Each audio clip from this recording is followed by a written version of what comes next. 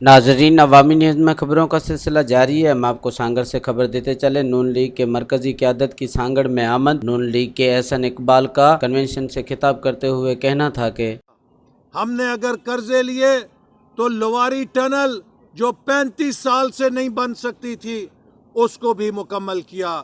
مسلم league نون نے اگر قرضے لیے تو ان قرضوں کے ساتھ پاکستان میں انفراسٹرکچر بنایا، پاکستان میں یونیورسٹیاں بنائیں، پاکستان میں توانائی کے منصوبے لگائے۔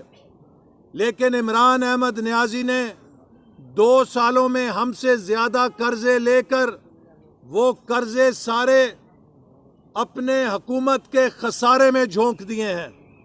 پاکستانی عوام کے لیے پورے ملک میں کہیں ایک اینٹ نہیں لگی ہے، اور پاکستان کے ہر شہری کو ہے یہ 10,000 ارب روپے کے قرضے عمران احمد نیازی کی نالائکی اور ناکامی کو پورا کرنے کے لیے لیے گئے ہیں، جبکہ مسلم لیگ نون نے جو قرضے لیے تھے وہ پاکستان کے ترقی کے منصوبوں کے لیے تھے، جس سے پاکستان کی ترقی 5.25% کے اوپر چلی گئی تھی۔ یہ قرضے کون اتارے گا؟ یہ قرضے کون پورا کرے گا؟ عمران احمد نیازی نے ہماری آنے والی نسلوں کے مستقبل کو گروی رکھ دیا ہے۔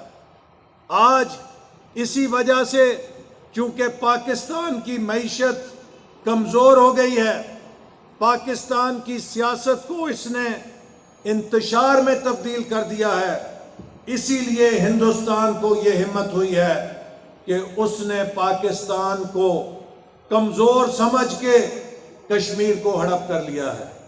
مزید خبروں اور تفصیلات کے لیے وزٹ کریں ہماری ویب سائٹ www.awamiNewsHD.com۔